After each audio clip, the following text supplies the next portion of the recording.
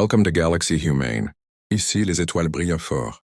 Mais certaines vies s'éteignent en silence. Le jeu d'échecs flottait dans le conduit de recyclage comme un cadavre oublié, une vieille relique coincée entre deux plaques de métal, attendant juste de disparaître pour de bon. Daniel Webb arrêta son chariot de nettoyage et resta figé. Les pièces étaient sculptées à la main, dans une matière pâle qui ressemblait presque à de l'os. Le plateau noir et blanc était usé, lisse, marqué par des années de doigts nerveux et de parties interminables. Quelqu'un avait balancé ça.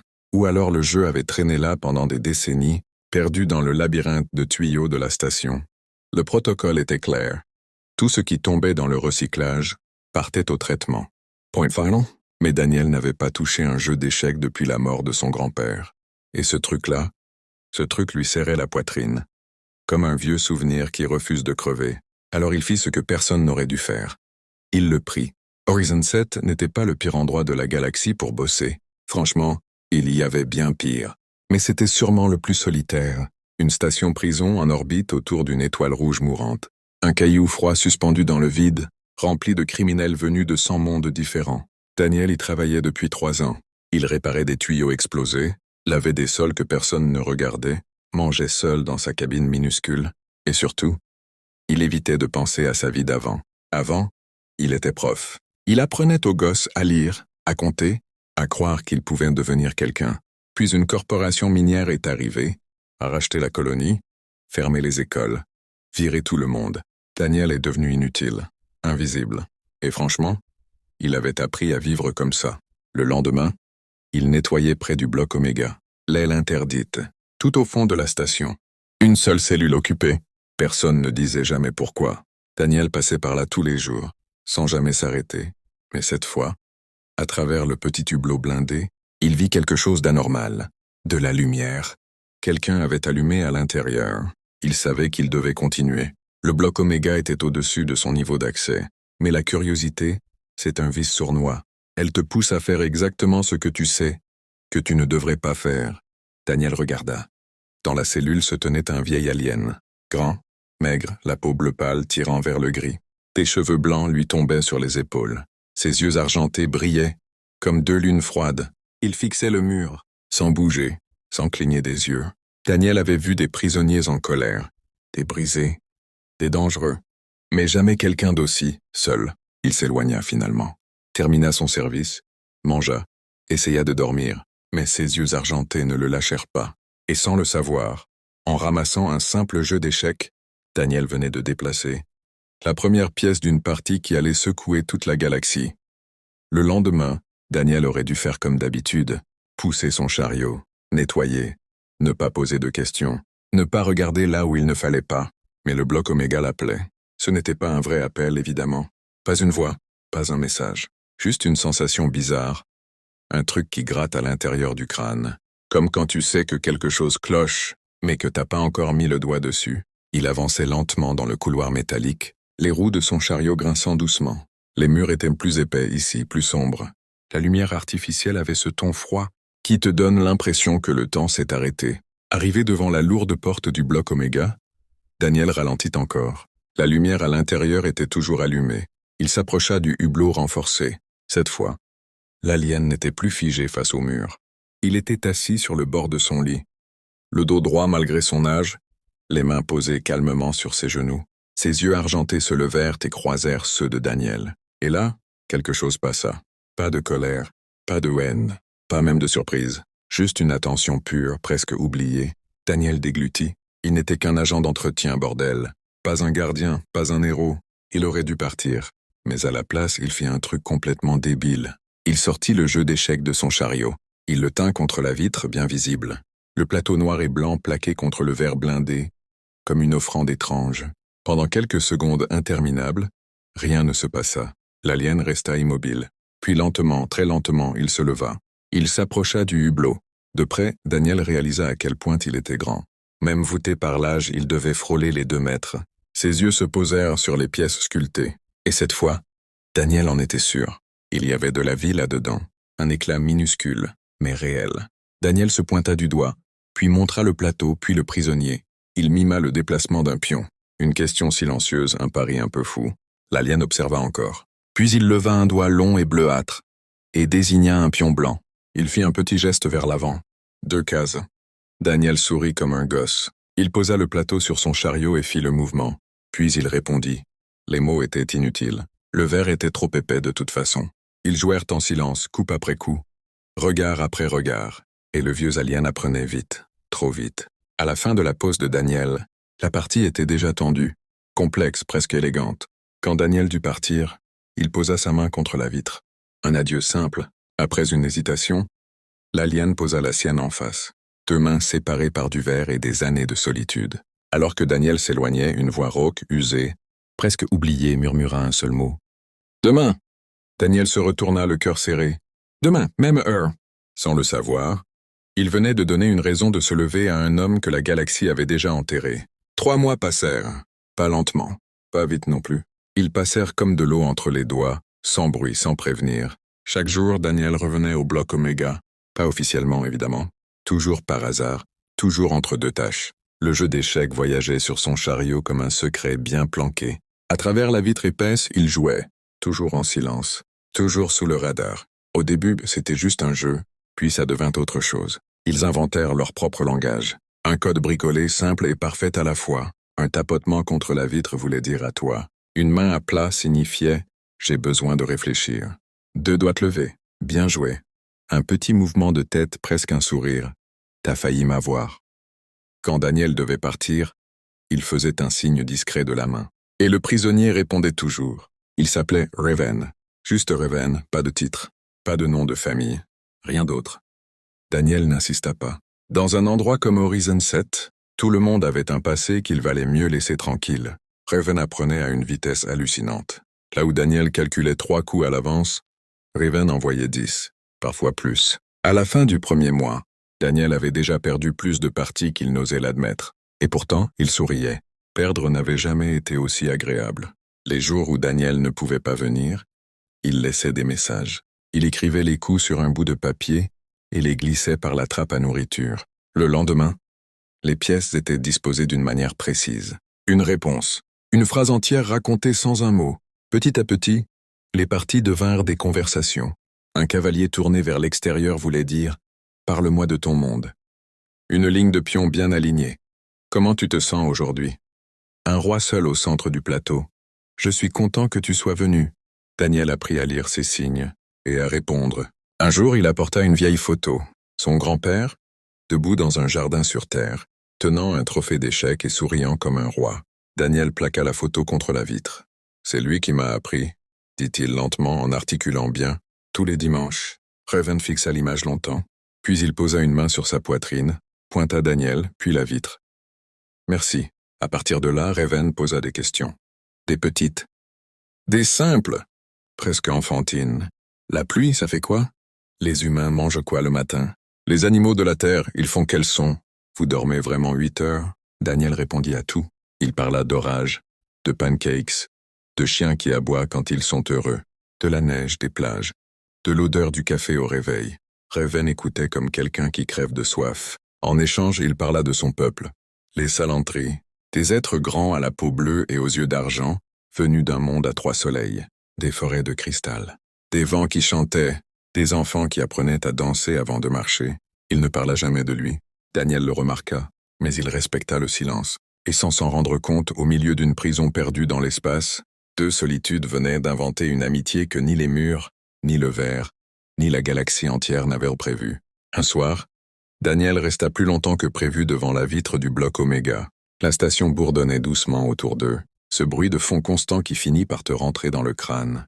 Raven était déjà là, assis, les mains tremblant légèrement tandis qu'il avançait une pièce. Daniel fronça les sourcils. Un mauvais coup. Pas catastrophique, mais clairement pas digne du joueur qu'était devenu Raven. Il leva les yeux. L'alien respirait plus lentement, plus difficilement. Sa peau semblait plus terne que d'habitude, tirant vers un bleu-gris fatigué. Daniel comprit avant même de l'admettre. Raven était malade. Les médecins de la prison passaient rarement, 1 fois par mois quand ils y pensaient. Et le bloc Oméga, c'était le dernier endroit qu'on avait envie de visiter. Daniel serra les dents. Les jours suivants, il commença à apporter de petites choses. Un plaid récupéré au dépôt, des chaussettes épaisses, un minuscule flacon de miel pour adoucir une boisson trop fade. Il faisait passer tout ça par un vieux conduit de maintenance qui menait à la cellule. C'était totalement interdit. Il le faisait quand même. Reven ne disait rien, il ne remerciait pas. Mais la façon dont il s'enroulait dans le plaid, comme un vieil homme enfin au chaud, suffisait largement. Un soir, Daniel parla. Vraiment. Il raconta son renvoi. La corporation, les écoles fermées, les élèves dispersés à travers la galaxie. Il parla de ce sentiment d'avoir raté quelque chose d'important, d'avoir été poussé hors du jeu, sans même comprendre les règles. Reven écouta, puis il joua, une séquence étrange, complexe, magnifique. Elle se termina avec le roi, de Daniel coincé au centre du plateau, encerclé de toutes parts, mais pas capturé. « Tu vois ?» dit Reven, sa voix toujours rugueuse mais plus assurée qu'avant. « Tu n'es pas battu, tu es juste entouré. Il y a toujours un autre coup. » Daniel éclata de rire. Un vrai rire, le premier depuis des mois. Ce jour-là, Reven fit une autre erreur. Volontaire, il sacrifia un fou sans raison tactique valable. Daniel le regarda soupçonneux. « T'as fait exprès. » Reven esquissa un sourire triste. Un bon dirigeant sait quand perdre avec dignité. Daniel ne comprit pas sur le moment. Mais quelque chose s'installa. Un doute, une ombre. Puis un soir, alors que Daniel quittait le bloc Oméga, une voix grave le stoppa dans le couloir. Webb. C'était le directeur de la prison Greaves. Un homme lourd, usé par 20 ans de béton et de décisions moches. Il fixa Daniel longuement. « Fais attention à qui tu t'attaches. Certains fantômes projettent de longues ombres. » Puis il repartit, le laissant seul avec cette phrase qui résonnait trop fort. Cette nuit-là, Daniel ne dormit pas. Il fouilla les bases de données publiques pendant ses pauses. Il tapa un mot, juste un. Salanthry. Ce qu'il découvrit lui glaça le sang. Un empire ancien. 3000 systèmes stellaires. Des milliards de vies. Puis une guerre civile. Un empereur exécuté. Une famille royale anéantie. Un nom effacé des archives. Et Daniel pensa à Reven, à son calme, à sa manière de perdre. À ce roi encerclé qui n'abandonne pas le plateau. Et pour la première fois, Daniel se demanda s'il ne jouait pas aux échecs avec bien plus qu'un simple prisonnier. Le lendemain, Daniel arriva au bloc Oméga plus tôt que d'habitude. Le jeu d'échecs était déjà installé sur son chariot, mais cette fois, ses mains tremblaient légèrement. Ce qu'il avait lu la veille refusait de quitter son esprit. Les archives, l'empire Salanthry, l'empereur disparu, les dossiers scellés, les silences trop propres pour être honnêtes. Reven l'attendait. Ils jouèrent 3 coups sans un mot. Un pion, un cavalier, une tour. Puis Daniel s'arrêta net. Il releva les yeux vers Reven, droit dans ses iris argentés. « Qui étais-tu » avant cet endroit? Le geste de Reven se figea au-dessus du plateau. Le silence s'étira. Long, épais, presque douloureux. Daniel crut un instant qu'il avait tout cassé, qu'il avait posé la mauvaise question, celle qu'on ne pose jamais. Puis Reven s'assit lentement, comme si son corps portait soudain tout le poids du passé. « Laisse-moi te raconter une histoire, dit-il enfin. Une parabole. » Daniel hocha la tête. « Il était une fois un jeune prince, commença Reven. Il naquit dans un empire ancien, déjà en train de pourrir de l'intérieur. Son peuple régnait depuis 10 000 ans, et ils avaient oublié ce que ça voulait dire, être juste. Il déplaça une pièce. Daniel répondit. Le jeu continua pendant que l'histoire avançait. Ils avaient des esclaves. Ils écrasaient ceux qui parlaient trop fort. Le prince voyait tout ça, et il savait que c'était mal. Et quand il est devenu empereur, demanda Daniel. Il a essayé de réparer. Il a libéré les esclaves, donné des droits aux castes inférieures. Il a dit que le pouvoir ce n'était pas un privilège, mais une responsabilité. Reven s'arrêta. Sa main tremblait. Ah, ces généraux n'ont pas aimé ça. Ils vivaient trop bien de l'ancien système. Alors ils l'ont traité de faible, de traître. Ils ont levé des armées. Daniel sentit son ventre se nouer. Il aurait pu se battre, continua Reven. Peut-être gagner, mais la guerre aurait duré des années. Des milliards seraient morts. Des mondes entiers auraient brûlé. Il regarda le plateau. Alors il a choisi de se rendre. Daniel murmura. Ils ont exécuté sa famille. Oui, sa femme, ses enfants, ses frères, ses sœurs, tous. Reven plaça sa reine seule dans un coin du plateau. Entourée, sans issue, quelqu'un l'a fait disparaître avant son exécution. Il n'a jamais su qui. Et maintenant, il attend la mort dans une cellule, en jouant aux échecs avec un agent d'entretien. Le bourdonnement de la station était le seul bruit. Daniel regarda Reven, vraiment. Le dernier empereur de 3000 systèmes. Un homme qui avait tout sacrifié pour éviter une guerre. Il ne dit rien. Il se contenta de remettre les pièces en place. Ils jouèrent pendant 2 heures. La meilleure partie de leur vie. Quand Reven mit échecs et maths, Daniel tendit la main par la trappe de la porte. Reven hésita, puis la prit. Sa peau était froide, mais réelle. « Merci, murmura Reven. »« Pourquoi ?»« Pour m'avoir vu. Pas comme un symbole, pas comme un fantôme, juste comme un vieil homme qui aime les échecs. » Daniel serra sa main. Même heure demain. Et cette nuit-là, dans une galaxie pleine de rois et de bourreaux, 2 hommes dormirent un peu moins seuls. L'alarme réveilla toute la station à l'aube. Un son brutal, métallique, qui te traverse le crâne comme une lame. Les lumières passèrent au rouge. Les haut-parleurs crachèrent un message sec. « Vaisseau militaire Salantry en approche », demanda d'amarrage. Daniel se redressa d'un coup sur sa couchette. Il n'avait pas besoin qu'on lui explique. Il le savait, dans ses tripes. Il venait chercher un fantôme. Le vaisseau se posa dans un sifflement sourd. Quelques minutes plus tard, la lieutenante Nervas Voss entra dans Horizon 7 avec 6 soldats derrière elle. Elle marchait comme quelqu'un qui avait déjà tué, et qui recommencerait sans hésiter. Sa peau bleue était plus sombre que celle de Reven, marquée de cicatrices pâles sur la gorge et la joue. Ses yeux argentés balayaient tout. Rien ne lui échappait. Le directeur Gréave l'accueillit, tendu comme un fil. Une inspection militaire n'était pas prévue, dit-il. Les inspections fonctionnent mieux quand elles ne le sont pas, répondit Voss glacial. Je veux accès à tous les dossiers, toutes les zones restreintes, sans exception. Pendant 3 jours, la station fut retournée comme une poche vide. Dossiers épluchés, cellules scannées, personnel interrogé. Daniel faisait ce qu'il savait faire de mieux. Être invisible. Le 2e jour, ce fut son tour. Salle blanche. Lumière trop forte. Voss assise en face de lui. Un soldat près de la porte. Daniel Webb. Humain. Ancien enseignant. Agent de maintenance depuis 3 ans. Lut-elle sur sa tablette. Vous avez accès au couloir proche du bloc Oméga. Je nettoie, répondit Daniel calmement. Je n'entre jamais dedans. Ses yeux argentés le transpercèrent.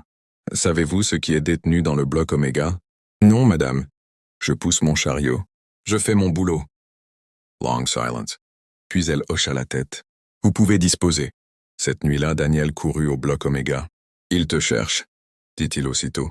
Reven hocha lentement la tête. Je sais, 15 ans qu'il me cherche. J'ai toujours su qu'il finirait par me trouver. Et on peut te cacher. Te déplacer. Quelque chose. Reven sourit tristement. Il n'y a nulle part où fuir. Et je suis trop vieux pour courir. Daniel frappa la vitre de sa paume. Tu pourrais parler. Tout dire. La galaxie doit connaître la vérité. La vérité, dit Reven doucement. C'est que mon peuple a besoin de paix. Pas d'un autre symbole. Pas d'une nouvelle guerre. Il leva les yeux vers Daniel. Un bon joueur voit 10 coups à l'avance. Daniel inspira profondément. Alors dis-moi, Reven, quel est ton prochain coup? Quelque chose changea dans les yeux de l'ancien empereur. Pour la première fois, ce n'était ni de la tristesse, ni de la résignation. C'était de l'espoir. Le jeu d'échecs que tu as trouvé, murmura-t-il. Tu sais vraiment d'où il vient? Daniel fronça les sourcils. Je l'ai fabriqué, il y a 15 ans. Les alarmes hurlèrent à nouveau, plus proches cette fois, et je l'ai laissé là pour que quelqu'un comme toi le trouve. Les alarmes hurlaient toujours quand Reven parla plus vite, sans détour. Le jeu d'échecs que tu as trouvé, ce n'est pas qu'un jeu. Daniel sentit son cœur rater un battement. Chaque pièce contient un fragment de données. Continua Reven. Des puces gravées, dissimulées dans la base. Ordre militaire. Enregistrement. Preuve. Tout ce qu'il faut pour condamner les généraux devant le Conseil de justice galactique. Daniel prit le roi blanc entre ses doigts. Il pesa légèrement plus lourd qu'il ne l'aurait dû. Tu as caché des preuves? Là-dedans? 20 gigaoctets de vérité, répondit Reven. J'ai sculpté ces pièces avec les os de mes rations. 2 ans de travail, 15 ans d'attente. Les pas résonnaient déjà dans le couloir. Lourd, rapide. Pourquoi moi? Demanda Daniel. Pourquoi faire confiance à un simple agent d'entretien? Reven posa sa main contre la vitre. Parce que tu m'as vu, pas comme un empereur, pas comme un symbole, comme un homme seul. Daniel sentit sa gorge se serrer. Écoute-moi bien, dit Reven. Tu dois atteindre la baie de communication, section 9, niveau supérieur. Il y a un terminal capable de transmettre directement au Conseil. Une fois les données envoyées, ils ne pourront plus les enterrer. Ils te tueront avant, souffla Daniel. Reven hocha la tête. Probablement. Mais la vérité survivra. C'est suffisant. Pas pour moi. Les bottes martelèrent le sol juste derrière la porte blindée. Reven posa ses 2 mains contre le verre. Tu m'as demandé mon prochain coup. Le voilà. Sacrifier le roi pour sauver l'échiquier. La porte explosa dans un fracas métallique. Des soldats envahirent le couloir. Daniel attrapa le jeu d'échecs et courut. Il connaissait la station mieux que quiconque. 3 ans à nettoyer chaque recoin, chaque conduit, chaque trappe oubliée. Il plongea dans un tunnel de maintenance pendant que des tirs brûlaient le mur derrière lui. Il rampa, glissa, se cogna. L'air lui brûlait les poumons. Les cris de Voss résonnaient au loin, donnant des ordres, fermant des accès. À une intersection, Daniel s'arrêta net. À gauche, la baie d'amarrage. Une chance de fuir, de survivre. À droite, la salle de communication. Un coup de sac. Il pensa à Raven. 15 ans enfermé. 15 ans à attendre qu'une seule personne fasse le bon choix. Daniel tourna à droite. La salle de communication était petite, remplie d'écrans. Il fracassa les pièces d'échecs une à une. De minuscules puces apparurent. Il les inséra fébrilement dans le terminal. Des images défilèrent. Des massacres. Des ordres signés. Des mondes réduits au silence. La porte vola en éclats. Voss entra arme levée. « Arrêtez-vous ». Daniel posa son doigt sur le bouton de transmission. Toute la galaxie verra ce qu'ils ont fait. Voss hésita, puis abaissa son arme. Envoyé. Il appuya. La vérité partit à la vitesse de la lumière. Et quelque part, derrière une vitre blindée, un vieux roi sourit. La transmission venait de partir. Sur les écrans, des confirmations s'affichaient en cascade. Hesu, Hesu, Hesu. La vérité voyageait déjà à travers la galaxie. Daniel resta immobile, le souffle court, les mains tremblantes. La peur n'était plus là. Juste le vide, ce moment étrange où tu sais que tout est fini, mais que tout commence aussi. Voss se tenait près de lui silencieuse. Ses soldats n'avaient pas bougé. « C'est fait », dit-elle doucement. « Tu savais » souffla Daniel. Elle hocha la tête. « Ma grand-mère était esclave. L'empereur l'a libérée. Toute mon enfance, on m'a raconté l'histoire d'un dirigeant juste, trahi par ses propres généraux. J'ai rejoint l'armée pour savoir si c'était vrai, ou juste une légende. » Elle fixa le sol. « S'il avait été un monstre, je l'aurais tué moi-même. » Un silence lourd s'installa. Puis ils marchèrent ensemble vers le bloc Oméga. Le couloir était rempli de soldats, de gardiens, de personnel. Personne ne parlait. Personne ne bougeait. La porte de la cellule était toujours fermée. À l'intérieur, Raven était assis calmement sur son lit, les mains jointes. Les yeux paisibles, Voss s'approcha de la vitre. Longtemps, elle le regarda. Puis, à la surprise de tous, elle s'agenouilla. « Votre Majesté ?» Raven secoua la tête. « Lève-toi. Je ne suis plus l'empereur de personne. Que va-t-il se passer maintenant ?» demanda-t-elle. « Mon peuple est libre de choisir. C'est tout ce que j'ai toujours voulu. » Daniel s'approcha. « Et toi ?» Raven sourit. « Moi, je veux juste la paix. Être vieux, être fatigué, et vivre ce qu'il me reste comme un homme, pas comme un symbole. » 1 an plus tard, l'univers avait changé. Les généraux furent arrêtés, jugés, condamnés. Les mondes Salantri se réorganisèrent. Un conseil élu prit le pouvoir. L'Empire devint une fédération. Revan refusa le trône, encore, et encore, et encore. Il choisit une petite planète calme, aux champs verts et au vent doux, une maison simple, un jardin, un porche face au coucher de soleil. Daniel quitta Horizon 7. Il redevint professeur. Il apprit aux enfants à lire, à rêver, à croire. Il jouait toujours aux échecs, sur le porche. 2 soleils à l'horizon, un plateau entre eux. « Tu triches ?» dit Daniel en souriant. « Non. Je pense juste plus vite que toi, » répondit Raven en riant. Le rire n'était plus rauque, plus brisé. C'était un rire vivant. 2 amis. 2 hommes libres. À la frontière de l'univers, et quelque part sur 1000 mondes. Une nouvelle histoire naissait. Pas celle d'un empereur, pas celle d'une guerre, mais celle d'un agent d'entretien, d'un jeu d'échecs trouvé dans les déchets, et d'une bonté simple, offerte sans rien attendre. Après la tempête, il y eut le silence. Pas un silence vide, pas celui de la peur, un silence lourd de conséquences, celui qui suit les grandes vérités quand plus personne ne peut faire semblant. À travers la galaxie, les images tournaient en boucle. Les preuves, les ordres signés, les cris étouffés de mondes entiers qu'on avait voulu effacer. Les généraux Salantri, autrefois intouchables, étaient maintenant traqués, abandonnés par leurs alliés, rejetés par leur propre peuple. Sur Horizon 7, la station semblait différente, comme si les murs eux-mêmes avaient compris que quelque chose venait de changer. Daniel n'était plus un fantôme. Les gardiens le regardaient autrement, avec respect, avec gêne parfois. Certains savaient, d'autres se contentèrent de sentir que ce type discret, avec son chariot cabossé, avait déplacé une pièce que personne n'avait osé toucher. Il retourna au bloc Oméga. La cellule était ouverte. Raven n'était plus enfermé derrière la vitre blindée. Il était assis sur une chaise simple, enveloppé dans son vieux plaid. Libre, officiellement, mais encore fragile. Le poids des années ne disparaît pas d'un coup, même quand les chaînes tombent. Tu as gagné ta partie, dit Daniel doucement. Raven secoua la tête. Non. J'ai seulement joué jusqu'au bout. Ils installèrent le jeu d'échecs sur une table métallique. Les pièces étaient fissurées, certaines cassées. Le roi blanc portait encore les traces de la puce extraite, mais le plateau tenait bon. Tu sais, dit Raven, le pouvoir a toujours peur de deux choses. La mémoire et la bonté. Daniel sourit. Sérieusement, la bonté? Oui, parce qu'elle ne se contrôle pas, elle ne s'achète pas, et quand elle apparaît là où on ne l'attend pas, elle change tout. Les offres commencèrent à arriver. Des gouvernements, des mouvements rebelles, des mondes entiers qui voulaient le retour de l'empereur. Un symbole, un drapeau, un chef. Raven refusa tout. J'ai déjà donné ma vie à gouverner, dit-il simplement. Ce qu'il me reste, je veux le vivre. Voss vint leur dire au revoir. Elle salua Raven sans s'agenouiller cette fois. Insoldater, en femme libre. Merci de m'avoir rendu la vérité, dit-elle. Merci de l'avoir accepté, répondit Raven. Quand le vaisseau quitta Horizon 7, Daniel regarda la station rétrécir derrière eux. 3 ans de solitude, 3 ans d'oubli. Et pourtant, c'était là que tout avait commencé. Tu regrettes? Demanda Raven. Daniel secoua la tête. Non. Pour la première fois depuis longtemps, j'ai l'impression d'avoir fait le bon coup. Raven sourit. Alors, la partie n'est pas finie. Devant eux, l'espace s'ouvrait, inconnu, immense, mais plus aussi froid qu'avant. La planète n'avait même pas de nom officiel. Juste un numéro dans un vieux registre, stellaire et qu'une nature tranquille qui n'en avait rien à foutre des empires. 2 soleils doux, des champs ouverts, du vent qui sentait la terre et la pluie, le genre d'endroit où personne ne viendrait chercher un roi. C'était parfait.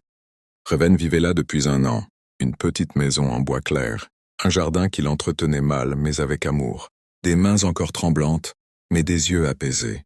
Il se levait tôt, il écoutait les oiseaux. Il oubliait parfois, puis se souvenait sans douleur. Daniel venait souvent, pas toujours longtemps. La galaxie avait encore besoin de réparation, de mots justes, d'histoires à transmettre. Mais il revenait toujours ici, comme on revient à un point fixe dans un univers trop grand.